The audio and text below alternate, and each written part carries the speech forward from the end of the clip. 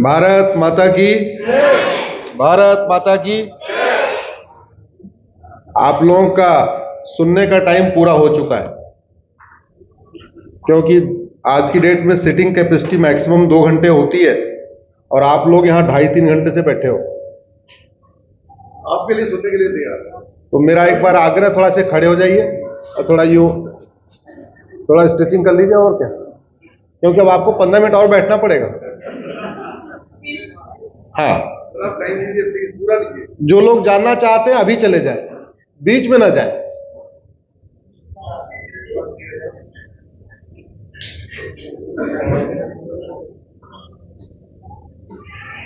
ये आप बहन जी, आप भी सामने बैठो ना, साइड में। हम फिर इधर भी देखना पड़ेगा, उधर भी। आप भी सामने बैठो। देखो सोफे खाली पड़े हुए, काहे खाली छोड़ रखा है आप?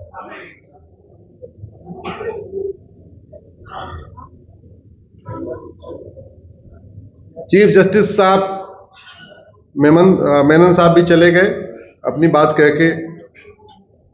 जस्टिस धिंगरा साहब ने अपनी बात कही, माननीय एपी सिंह साहब ने अपनी बात कही, आपने अपनी बात कही।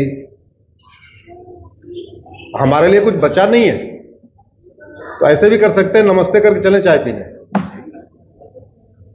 या थोड़ी देर बात करते हैं।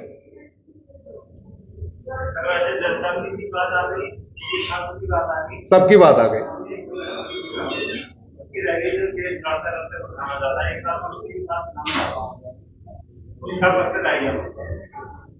आज का विषय है justice with in year, justice for all, justice with in year. मैंने विशाल खन्ना जी को कहा था, ये दोनों अलग अलग सब्जेक्ट है, आप एक ही रखना, या तो जस्टिस विद इन ईयर रखना या जस्टिस फॉर ऑल रखना, तो वक्ताओं का कंसंट्रेशन बना रहेगा। अब उनको जस्टिस फॉर ऑल उनको अच्छा लग रहा था, जस्टिस विद इन ईयर हमें अच्छा लग रहा था, तो उन्होंने बीच का रास्ता निकाला, दोनों टॉपिक दे दिया। तो ये हुआ कि हर वक्ता फ्री है, वो जस्टिस फॉर ऑल पे बोले या जस्टिस विद इन ईयर पे बोले। मुझे एक चीज बताइए, हमारे वैज्ञानिक अग्नियान बना सकते हैं, चंद्रयान बना सकते हैं, मंगलयान बना सकते हैं, हमारे डॉक्टर 6 महीने के अंदर कोविड की वैक्सीन बना सकते हैं, पहाड़ों पे हाईवे बन सकता है, 16 लेन के हाईवे बन सकते हैं, तो कानून नहीं बन सकता है क्या? जोर से बोलिए जरा। बन सकता है। और कोई लागत आती है क्या कानून की? नहीं। झूठ बोलना पाप तो है, लेकिन झूठ बोलना अपराध नहीं है। दुनिया के कई देशों में झूठ बोलना पाप हो या ना हो, लेकिन झूठ बोलना गंभीर अपराध है। इस एक कानून ने झूठ बोलना गंभीर अपराध है, वहां की न्यायिक व्यवस्था को फास्ट ट्रैक पे लाके दिया है। आप एक कानून बनाइए, जो झूठी कंप्लेन करेगा, जो झूठी गवाही देगा, जो झूठा बयान देगा, जो झूठा मुकदमा दर्ज कराएगा, उसको हम 10 से 20 साल की सजा देंगे। 10 से 20 साल की सजा देंगे। और इसको, ये कोई रॉकेट साइंस नहीं है। अरे यही तो करना है। एफआईआर लिखवाते समय लिखना है, सेवा में श्रीमान थानाध्यक्ष महोदय, सेवा में सो मेरे साथ ये हुआ, और इसके लिए आवश्यकता पड़ने पे मैं अपना नार्को पॉलीग्राफ ब्रेन मैपिंग कराने के लिए तैयार हूं। इतनी अंडरटेकिंग देनी है।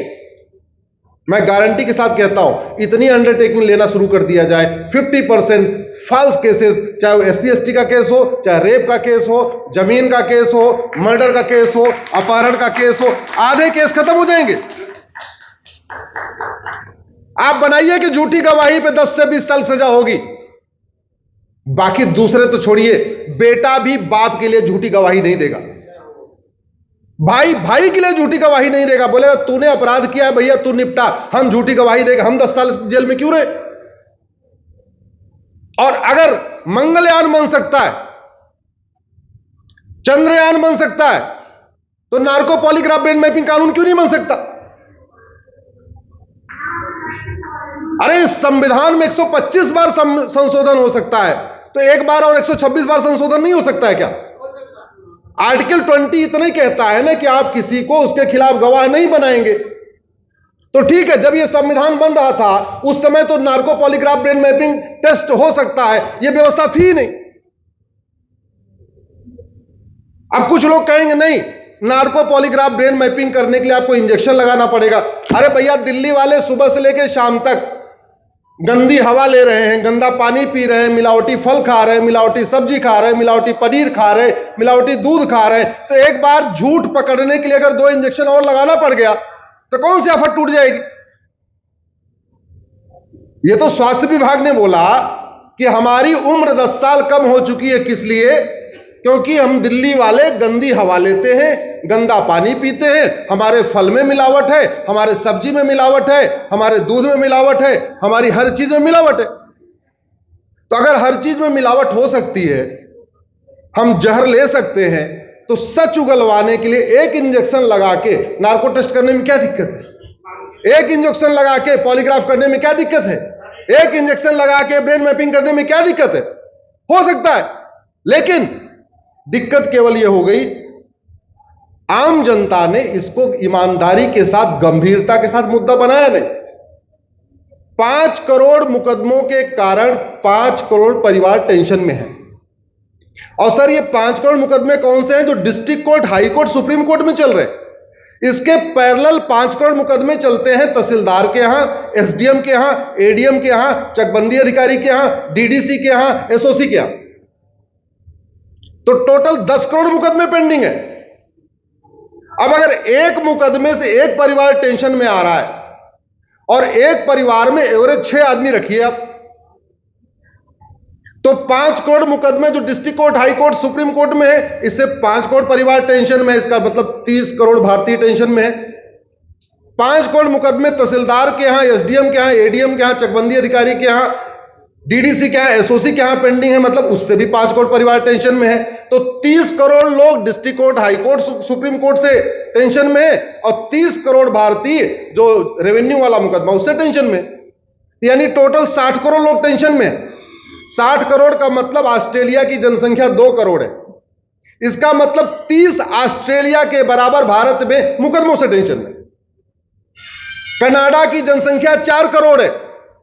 इसका मतलब 15 कनाडा के बराबर भारत में लोग मुकदमों से टेंशन में। रूस की जनसंख्या 15 करोड़ है, यानी 5 रूस भारत के अंदर मुकदमों से टेंशन में। अमेरिका की जनसंख्या 33 करोड़ है। इसका मतलब लगभग 2 अमेरिका भारत के अंदर मुकदमों से टेंशन में। ब्राजील की जनसंख्या 22 करोड़ है। इसका मतलब लगभग 3 ब्राजील भारत में मुकदमों से टेंशन में। और समाधान क्यों नहीं हो रहा है? समाधान यहां थोड़ी निकलेगा। समाधान इसलिए नहीं निकल रहा है कि भारत में लोग दल गुलाम हैं, पार्टियों के गुलाम हैं, नेताओं के गुलाम हैं। और इतिहास नहीं देखा उन्होंने। पहले राजाओं की गुलामी करते रहे, अब नेताओं की गुलामी शुरू कर दी। पहले राजाओं की गुलामी करते रहे, अब पार्टियों की गुलामी शुरू कर दी। अच्छा, आम जनता करे तो करे, समझ में आता है।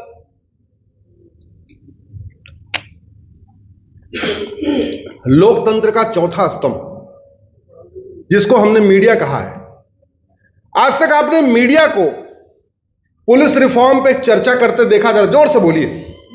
जुडिशियल रिफॉर्म पे चर्चा करते देखा? एडमिनिस्ट्रेटिव रिफॉर्म पे चर्चा करते देखा?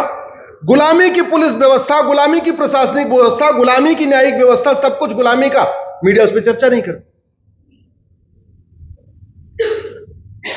अगर आप भारत की समस्याओं की वाई एनालिसिस करिए तो आपको 50% समस्याओं का जो रूट काज है वो ये सड़ी हुई न्यायिक व्यवस्था है और सड़े हुए कानून है। घूसखोरी इसलिए है कि न किसी घूसखोर की प्रॉपर्टी नहीं जब्त होती, किसी घूसखोर की सिटीजनशिप खत्म नहीं होती और किसी घूसखोर को आजीवन कारावास, फांसी नहीं होता। चीन में अभी कुछ 2 साल पहले चीन के कानून मंत्री को फांसी हुई है, कुछ पैसे ले लिए थे उसने। एक कंपनी के जीएम को फांसी हुई है, थोड़े से पैसे ले लिए थे। सिंगापुर में एक आदमी 900 ग्राम गांजा लेके जा रहा था, फांसी दे दिया। ये जो कठोर कानून होते हैं ना, ये रोज रोज चलाने के लिए नहीं होते। जैसे हमने जो परमाणु बम बना रखा है, चलाया क्या? अग्नि मिसाइल बना रखी है, चलाया क्या? ब्रह्मोस बनाया है, चलाया क्या? राफेल खरीदा है, चलाया क्या? नहीं। यह डराने के लिए होता है। कठोर दंड, कठोर कानून डराने के लिए होता है। हां, बीच में कभी कभी चला दिया जाता है। हम लोग मॉर्निंग वॉक करते हैं, छड़ी लेके चलते हैं, क्या रोज छड़ी से कुत्ते को मारते हैं क्या? जोर से बोलिए। नहीं, वो छड़ी देख के कुत्ता आता ही नहीं पास में। तो छड़ी डेटरेंट का काम करता है। छड़ी रोज चलाने के लिए नहीं है, बस छड़ी लेके रखते हैं, वॉक करते रहते हैं, जिससे कुत्ते अपने आप हमारे पास आए ना। जिन देशों ने कठोर कानून बनाया, स्पीडी जस्टिस सिस्टम बनाया, आज वहां शांति है, समृद्धि है, खुशहाली है। और जहां पे जुडिशियल सिस्टम ठीक नहीं हुआ, कानून कठोर नहीं बने, वहां बदहाली है। एक के बाद एक घोटाले होते चले गए। आज तक किसी भ्रष्टाचारी की न नागरिकता खत्म हुई, न उसको आजीवन कारावास फांसी हुआ, न उसकी सिटीजनशिप खत्म हुई। तो भय आएगा कहां से? यह तो रामचरितमानस में लिखा हुआ है, भय बिन होय न प्रीत। विदुर जी ने लिखा है, सठे साठ्यम समाचरित। तो शिक्षा में संस्कार नहीं है, कानून का खौफ नहीं है, तो अराजकता रुकेगी कैसे? और यह है क्यों नहीं? क्योंकि जनता दल गुलाम है। जनता या तो जाति के नशे में झूम रही है, तो भाषा के नशे में झूम रही है, तो क्षेत्र के नशे में झूम रही है, अगड़े पिछड़े के नशे में झूम रही है। वो झूमी जा रही है। पार्टियां जैसे उसको नचा रही हैं, जो जो अफीम खिला के, वो अफीम खा खा के नाच रही है।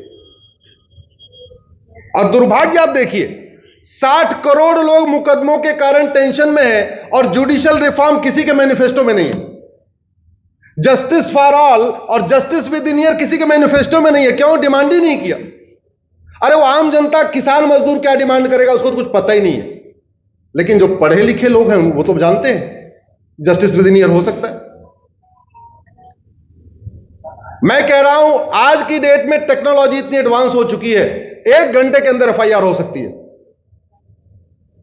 आज टेक्नोलॉजी इतनी एडवांस है, 1 महीने के अंदर जांच पूरी हो सकती है। और आज की डेट में टेक्नोलॉजी इतनी एडवांस है, 1 साल के अंदर फैसला हो सकता है। यानी जस्टिस फॉर ऑल भी पॉसिबल है और जस्टिस विद इन ईयर भी पॉसिबल है।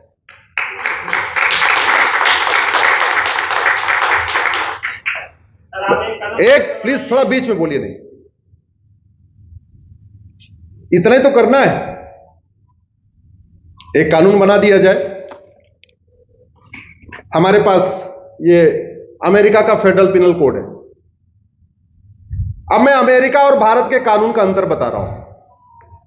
हमने कैसे घटिया कानूनों का मकड़जाल बनाया हुआ है और अमेरिका में कैसा कानून है। हमने अपराध रोकने के लिए 50 कानून बनाए, 50। घूसखोरी का अलग कानून, जमाखोरी अलग कानून, मिलावटखोरी अलग कानून, कालाबाजारी अलग कानून, नशा तस्करी का अलग कानून, मुनाफाखोरी का अलग कानून, मानव तस्करी का अलग कानून, बलात्कार का अलग कानून, हत्या का अलग कानून, फिरौती अलग कानून, आतंकवाद का अलग कानून, पॉक्सो है, एससी एसटी एक्ट है, दुनिया भर का 50 कानून। जस्टिस की शुरुआत कहां होती है? थाने से। थाने में एफआईआर कौन लिखता है? हवलदार। हवलदार कितना पढ़ा लिखा है? 10वीं या 12वीं। वो 10वीं और 12वीं पास हवलदार इतना एक्सपर्ट हो जाएगा कि 50 कानूनों की 50 सारी उसकी धाराएं उसके दिमाग पर रहेगी। अगर हम लोग जनवरी की अलग डायरी यूज करें, फरवरी की अलग डायरी, मार्च की अलग डायरी, अप्रैल की अलग डायरी, यानी साल की 12 डायरी, हमारे लिए वो 12 डायरी यूज करना, मेंटेन करना आसान है, या हमने जनवरी, फरवरी, मार्च, अप्रैल, मई, जून सारी 1 साल की एक डायरी बना दिया तो आसान है? जोर से बोलिए जरा। 1 साल की है। तो अगर ऐसे कर सकते हैं, अमेरिका कर सकता है। अमेरिका ने क्या किया? जो हमारे 50 कानून है ना, उसको इस एक किताब में डाल दिया। हमारे उसको इंडियन पिनल कोड कहते हैं, अमेरिका में इसको फेडरल पिनल कोड कहते हैं। क्या किया उसने? चैप्टर वाइज लिख दिया। Chapter 1, chapter 2, chapter 3, chapter 4। ये देखिए चैप्टर 55 मेरे सामने खुला है, kidnapping. Chapter 57 labour. Chapter 59 liquid traffic, जो शराब की तस्करी करते हैं। Chapter 61 lottery. Chapter 73 mail fraud, अगर ईमेल डाल के अफरेड करते हैं। तो उसने साइबर फ्रॉड से लेके, बलात्कार से लेके, अपहरण से लेके, आतंकवाद से लेके, अलगाववाद से लेके, सारा का सारा उसने 150 चैप्टर बनाए। 150 चैप्टर में 150 अपराध बना दिए और एक ही किताब में डाल दिया। एफआईआर लिखने वाले कांस्टेबल के लिए बहुत आसान है, एक चैप्टर खोलेगा, आपकी कंप्लेन पढ़ेगा, कंप्लेन में क्या क्या आपने कंप्लेन किया, फट से इंडेक्स खोलेगा, इंडेक्स खोलेगा, सब में इंडेक्स में धारा लिखी हुई है, आपका एफआईआर तुरंत लिख देगा। इन्वेस्टिगेशन करने वाले के लिए भी आसान, एक ही किताब हाथ में लेके चलना है इन्वेस्टिगेशन करते समय। जज के लिए बहुत आसान, वो 55 एक धारा इधर देखना, एक धारा उधर देखना, एक धारा उधर देखना नहीं, एक किताब खोला, इंडेक्स में गए, पेज नंबर देखा, फटाफट देख लिया किस धारा में क्या लिखा हुआ है।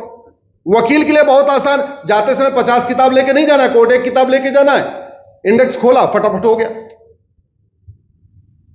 हमारे देश में हमारा डेटा, हमारे देश में ये जो नौकरशाह हैं या कानून निर्माता हैं, अपना डेटा सुरक्षित करने के लिए अमेरिका का आईफोन तो यूज करते हैं, लेकिन भारत का डेटा सुरक्षित रहे उसके लिए भारत का कानून यूज नहीं करते।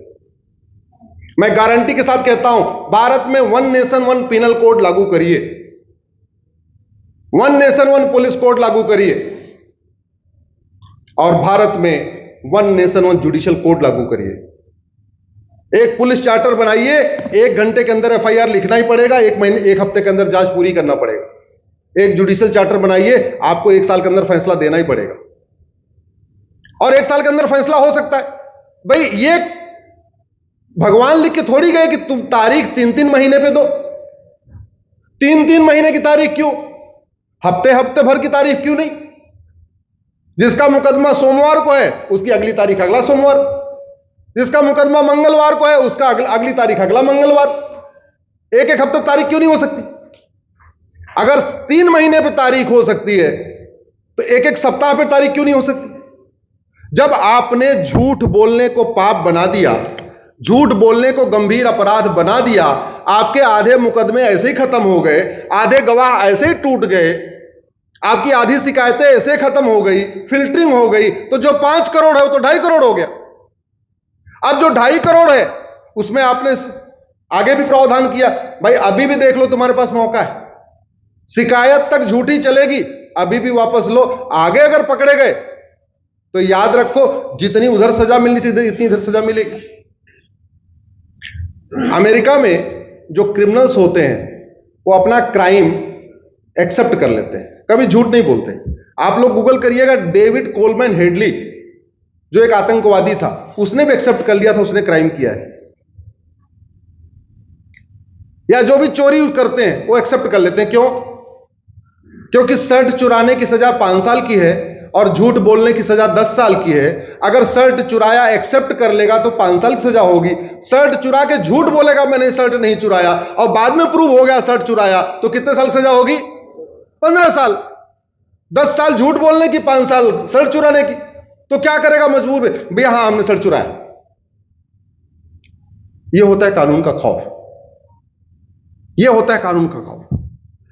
दुर्भाग्य यह है, जस्टिस विद इन ईयर पे आज तक भारत के किसी विधानसभा में चर्चा ही नहीं हुई। जस्टिस विद इन ईयर के ऊपर भारत की लोकसभा राज्यसभा में आज तक कभी चर्चा ही नहीं हुई। और सबसे बड़ा दुख तो इस बात का है कि भारत में कम से कम 500 न्यूज चैनल हैं, जस्टिस विद इन ईयर के ऊपर आज तक किसी न्यूज चैनल में भी चर्चा नहीं हुई। तो ना कार्यपालिका चर्चा कर रही, ना विधायिका कर पा रही, ना न्यायपालिका में, और तो जस्टिस विद इन ईयर के सुप्रीम कोर्ट में भी चर्चा नहीं हुई।